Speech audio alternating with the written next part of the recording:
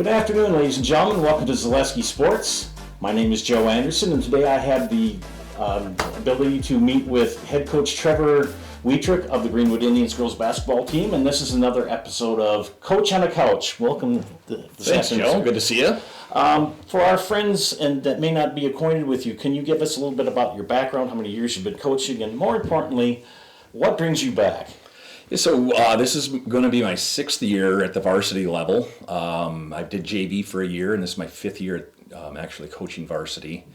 Prior to that was middle school, and prior to that was some youth along with the middle school. So this is actually my 15th year in all of coaching basketball for the Greenwood School District.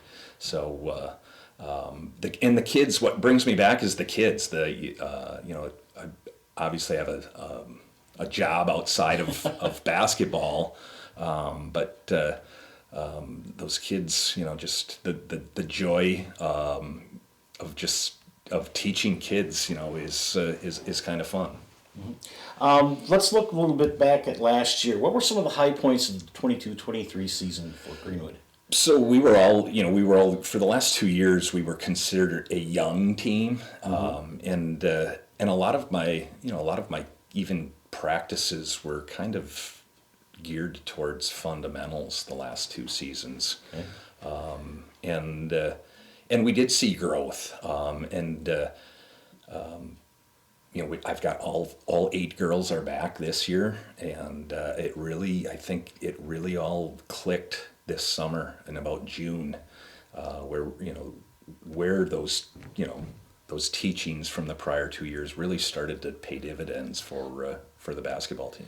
So you talked about summer. Did you do some summer league? We did. We do the Neilsville Summer League, and then we traveled down to Winona to play the tri-state tournaments, and played some pretty good competition out of the Minnesota region. And what's great about that is we don't know those teams. True. And you can do your research, and they were 22-1 last year, but we gave them a battle. Right. And if the girls knew that, it might not have been a battle. Right. So I kind of liked that, and we had a lot of fun doing it too.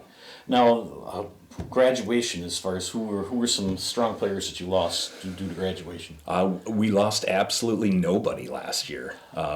We had no seniors on the team, so I bring back the entire team this year, and in our practice.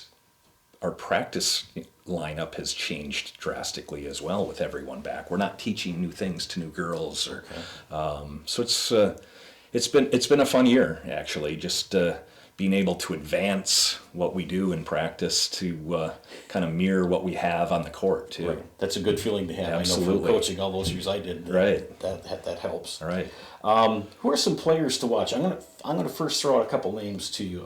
Tyson Lintmere and Tatum Travis. Yes. I really seen that in the game that I've done, just the one game, I saw their growth from last year to this year. Well, absolutely. Tyson, her strength is her strength. Yes. And, and part of that is just tuning that. She likes to play fast. She likes to play strong. But sometimes we gotta bring in some finesse to that, and we're working on that. It's we're 2 games into the season, and it's like you've said, there's progression there, but she's averaging in 2 games. I think she's averaging 17 rebounds. Yes. And Tatum, as you mentioned, is a sophomore, and her footwork is just phenomenal. She's got a thumb issue, which might be hampering her shooting percentage a little bit, but just her footwork and her balance is really good over last year. I've made mention on the broadcast that if you could get Tyson to get some more, just 5 or 6 points a game, right, that's a plus. Absolutely. When we talked about that last year, she's a good free throw shooter as well, so she can get 10 from the line and just 5 or 6 from the field. That's a 15-point game average, and I'll take that all day. Another name I'm going to throw out to you, Addison Davidson. She has come leaps and bounds. She's always played quick from 4th grade until now, and what's clicked with Addison and it clicked this summer is being able to finish. Yes. She can get to the rim. She just struggled to finish at the rim. And this summer, she's getting her shoulders square to the backboard, and those quick transition layups are going in this year. And that's, she's averaging 10 a game for us now, and it's and it's strictly those baskets are going in for us. So. And somebody pretty personally, Avery. Yeah, Avery. I don't want to be a homer and talk about her too much, but she is honestly our team leader. She keeps, she's the glue of the team, and she keeps everybody in line and gets everybody in their positions, and it's just a lot of fun with these girls this year.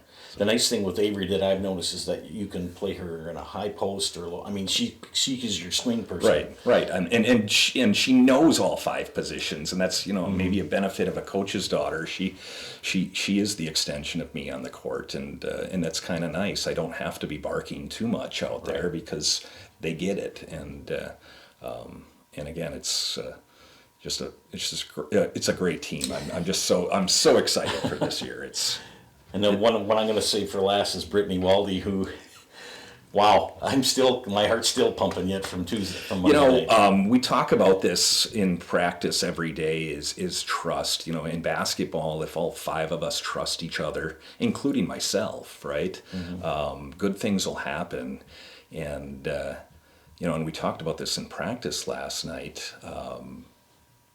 Avery's bringing the ball up the court, and she passes it to Brittany for a game-winning 3-pointer. And Brittany struggled, but Avery had the trust in Brittany to be able to make that shot and attempt it. And honestly, if I called a timeout, I don't think I would have called it for Brittany, and I would have screwed that up. Yeah. So luckily, I didn't have a timeout, but those 5-6 girls trust each other, and it paid dividends again. So. What are some of the other players you want to kind of highlight?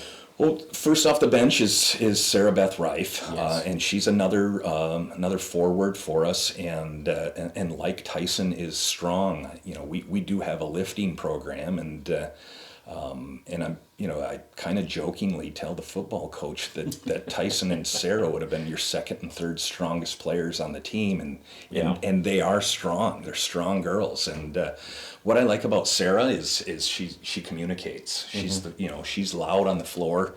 She's getting everybody in position. She's not afraid to talk. And in girls basketball, you need that. Right. I'm going to give you a compliment, too, as far as with Sarah Beth and Tyson and Tatum. They're not afraid to stick their nose in there and get a rebound. Absolutely. Or dive for a ball. And Bria Thomas, she's our first guard off the bench, and she knows her role, and I absolutely love her role when she goes out there. She's she's on the best player. She's hounding their best player and tiring them out, and she's averaging 10 minutes a game for us, but those 10 minutes she's going 110%, and it's just fun having 8 girls that are able to go out and play hard like that. That's a nice problem to have. Right. 8 solid kids. Exactly. And then you got 5 seniors and 4 juniors, and I wrote down 2 sophomores. Yep. So the senior class total enrollment in Greenwood is 17 kids, and I think all but 1 girl are out for basketball. Oh my! Yeah, okay. But like you said, we're going to graduate, I believe, 6 seniors. Okay.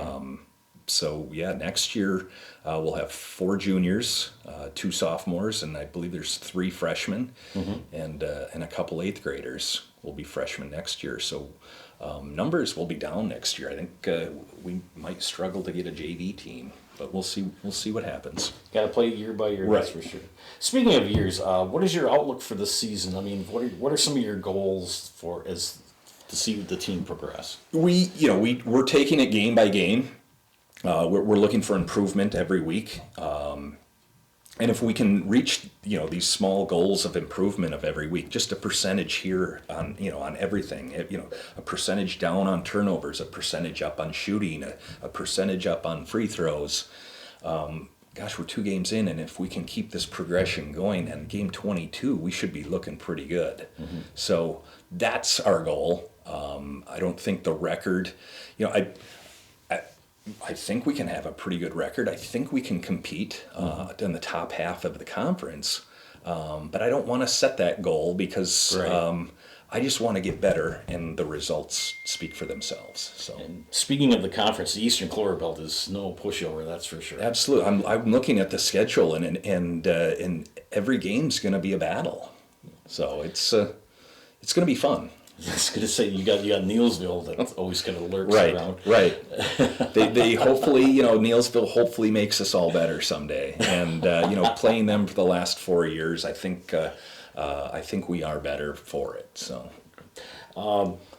How's the season going so far? it's we're 2-0. As hopefully you've seen, we had that buzzer beater on Tuesday.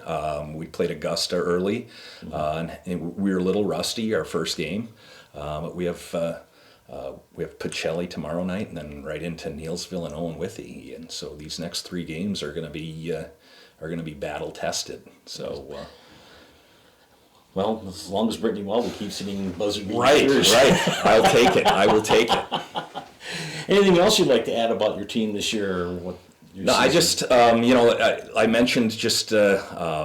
And I think I've told you this last year, is how I truly, think this team is has each other's backs, and they do. And I'm, just, it's the same thing. It's, there's nobody who needs the limelight. It's all 5. I think, I'll be honest with it. We're going to have games where there's going to be, 5 or 6 different leading scorers in the game. And that's, that's how I like it.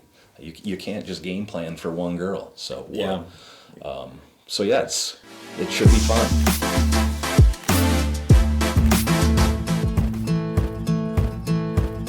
From humble beginnings in 1904, the Wuethrich family has grown Grassland Dairy Products into one of the largest processors of butter in the nation.